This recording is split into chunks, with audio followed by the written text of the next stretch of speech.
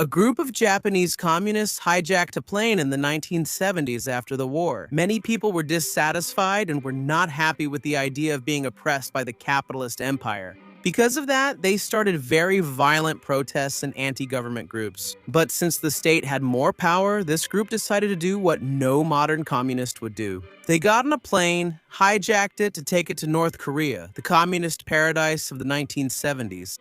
Once the flight began, the Japanese communists got to work and took over the plane. Somehow they had managed to bring all kinds of weapons on board. The passengers were very scared, but the hijackers told them that nothing would happen to them if everything went according to their plan. But if they don't have a plan B, are they willing to sacrifice everyone, including themselves? But their master plan had many flaws. For example, they didn't know how to get to North Korea. That country had cut ties with Asian countries. The pilots didn't know how to get there either. Also, one of the pilots informs him that since it's a domestic flight, the plane doesn't have much fuel. Because of that, one of the hijackers gets upset and ends up hitting the pilot. But here it's revealed to us that the plane actually did have fuel. They only told them that to land at a nearby airport and buy some time. When the Japanese authorities found out, they quickly mobilized all their troops. But the communists had a bomb and threatened to detonate it if any team got close. The high command wanted to recover the plane, even if it cost some lives. But the owner of the airline told them he wouldn't allow it. That under no circumstances could a life be lost, not on his plane. Later, we found out that the hijackers, besides being communist, were also otakus, since their greatest inspiration was the manga Ashita no Yu, a very popular manga at that time. The high command got tired of negotiating, so they put a military plane right in front of them to threaten them with a missile if they didn't surrender. But the pilot didn't dare to shoot, so in the end, he ran away. Since the Japanese didn't have the courage to do anything about it, the Koreans decide to take advantage of this, so they call the best negotiator. He is nobody.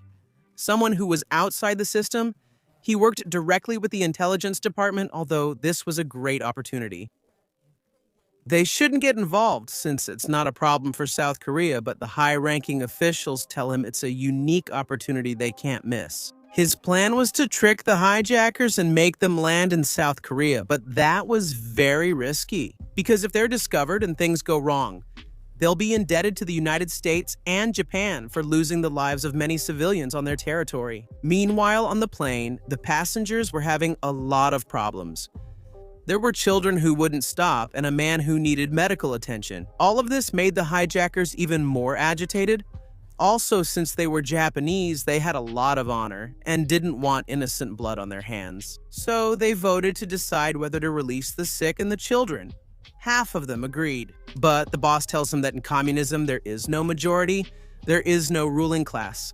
So either everyone agrees or no one does. Minutes later, the boss orders them to be released, since communism is basically a dictatorship.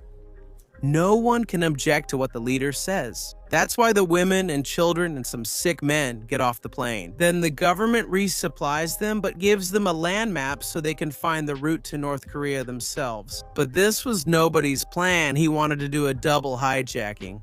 For that, he needed the help of an air traffic controller, the one who helps pilots find landing zones. Lieutenant Su was the best at that. That's why nobody had chosen him. Or at least that's what he said. The reality is that they had chosen him as a scapegoat. If everything went well, he would be decorated and become a hero, but if things went wrong, he would be the only one held responsible and would probably be sent to prison. Lieutenant Su was the son of a veteran. His father had lost his legs in the war, but he won a presidential watch. He felt very proud of his father, and this was his only chance to get a medal or something similar to the honor his father had. Because of that, he decided to risk everything and give it his best shot, since he's someone who has nothing to lose but a lot to gain. Meanwhile, in the north, the high command was more than happy since they would be receiving a modern airplane. Also, many people, and in addition, new comrades. It was like Christmas for the communists. To welcome him, they brought in the best air traffic controller from the north.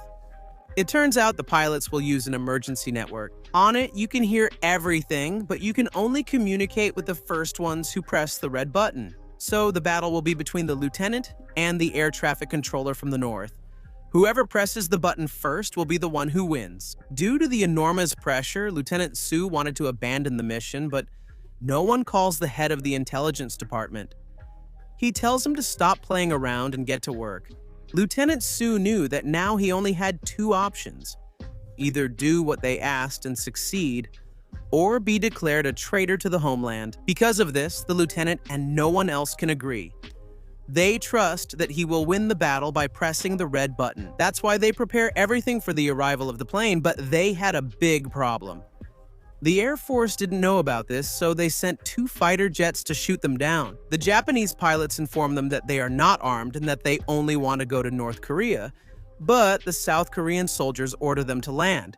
Otherwise, they will shoot them down. The leader of the hijackers tells them to ignore that warning. In the end, nothing happens. The planes simply pull back, since attacking a Japanese plane would cause an international conflict. This makes the Japanese very happy, and they even forget that they were being held hostage.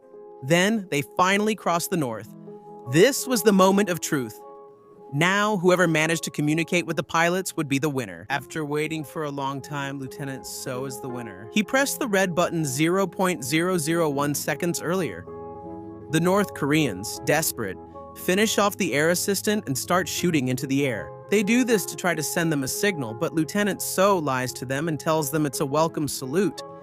The hijackers believe him and start celebrating. Meanwhile, someone has to take care of disguising the airport so that it looks like a North Korean airport. But to make it even more realistic, he brings in a film director to help him with the set planning. The high-ranking officials were very pleased with the brilliant idea, because once they manage to bring down the hijackers, not only will they have saved lives, but they'll also be able to arrest 9 international criminals. But if they made a single mistake, all their efforts would be in vain. That's why, once again, they put Lieutenant So in charge. So if anything goes wrong, they'll just blame him. And having come this far, Lieutenant So could no longer say no. That's why, once again, he has to give his best. Since everything had been going well, he imagined himself as the hero of the country. But soon he will learn that a low-ranking soldier doesn't have that much power or luck. His fate basically depends on his superiors. The same thing happened with Nady. He was like a national hero. His only sin was being born in the North. Even though he helped those in the South, he was never given any recognition. Later, everything was ready for the arrival of the hijacked plane. But even though they had done their best, the details always make the difference. One of the hijackers had seen the tail of an American plane. Lieutenant So quickly tells them that it's part of a secret plan to infiltrate North Korean soldiers into the United States. The hijackers were about to believe them. Suddenly, they see an African-American soldier eating some hamburgers, and there's nothing more American than that. Lieutenant So tries to lie to them and tells them that he's from Russia, that he's just practicing for when he gets to the United States. The kidnappers don't know whether to believe him, so they decide to ask the soldiers Don, but no one answers correctly. Then they ask the chubby principal. They wanted to know if they were really in North Korea.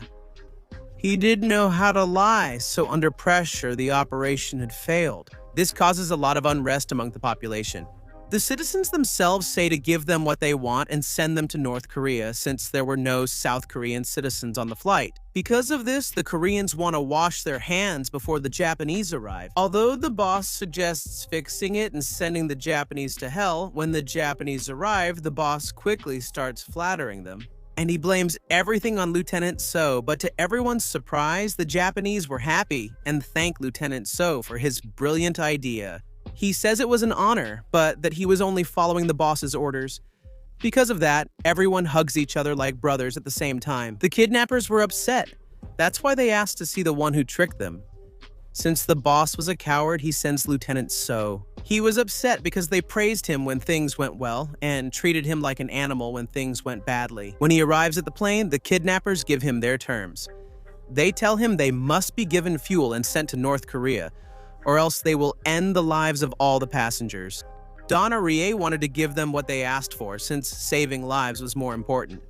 But the boss hits him and tells him that the priority is to look good in front of the international press. At the same time, Lieutenant So discovers that besides being communists, they are also otakus and fans of the same manga that he likes. He tells them that at the end of the story, the character Joe doesn't die, This makes the kidnapper go crazy and she ends up stabbing her leader. Everyone panics, and now they really believe that they're capable of anything. The doctor on the plane says that she didn't pierce any vital organs and that in that condition, he could last up to a maximum of 1 day. The kidnappers tell him that they have to solve everything by noon. If they aren't sent to North Korea or if the leader dies, the plane and all the passengers will explode. Lieutenant So informs his superiors about all this, but they were eating very calmly. Since it's not their lives that are in danger, they don't care. Because of this, Lieutenant So starts to understand the communists on the plane better. He thinks that maybe they're not as crazy as they seem. So instead of suggesting a solution, he plays along with them. He tells his superiors that he doesn't believe they're capable of blowing up the plane. He does this hoping that if something happens, all of them will go down with him. Donati decides to solve it on his own, so he asks a journalist friend to publish the news that there is a Korean citizen among the passengers. That way, public sentiment would change and people would demand that the problem be solved. The news was clearly fake, but who cares about that? They did the same thing a couple of months ago when a woman was supposedly kidnapped by North Korean soldiers. She and other victims said they suffered all kinds of torture, but all of that was a lie. To make the population believe in the politicians, now they will use that power to pressure the president and make the public perception favor saving the passengers. Their plan works perfectly, almost perfectly. Because instead of the president, it was the first lady who faced the public. She was an excellent actress. That's why he congratulates Lieutenant So and punishes the high-ranking officials who suggested sending the passengers north. The Japanese politicians and the remaining ones from South Korea wanted to trust the word of the hijackers. But the first lady says that you should never trust a communist, and that sending the passengers to North Korea would be condemning them to something worse than death. That gets people emotional, and they pass a law to let them go north, as long as they release the hostages. But the hijackers don't believe them anymore and warn them that they won't fall for their tricks again. Because of this, Lieutenant So wants to surrender himself to buy more time, but before he gets there, he trips. And no, nobody takes advantage of that to make their last move. He tells his boss that he should go back to his office because if something goes wrong, he doesn't want him to get involved. He also tells the highest-ranking Japanese minister to sacrifice himself for his people and exchange himself for the hostages. Being a high-ranking politician and seeing how desperate Lieutenant So was, the kidnappers accepted his conditions.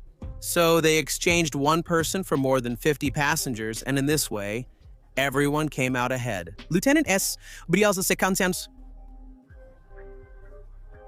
was recognized as a hero and was interviewed, but he couldn't reveal the truth. He had to give the version that the high command had ordered him to, but now we find out that the scammer ended up being scammed. The kidnappers didn't have any weapons. All their weapons were fake and made of plastic. Intention to end someone's life?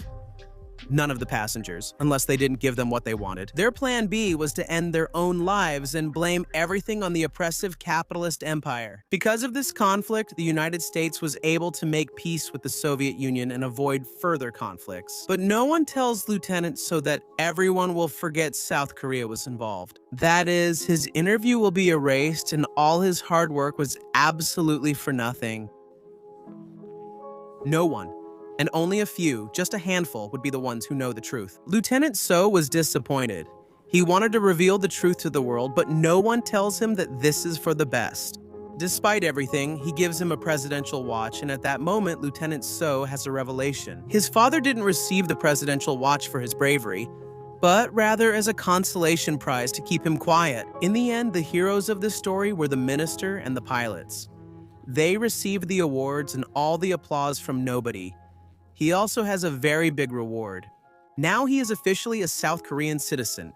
This is how gold news, or good news in Spanish, comes to an end. Remember, your friend can call you a communist, but a communist can never call you a friend. Don't take it so seriously, it's just a joke. No extreme is good. All politicians want the same thing, to live at the expense of the people. I hope you enjoyed this summary. Thank you very much for watching the video until the end. Don't forget to give me a like and subscribe to the channel so you don't miss any summaries. See you in the next story.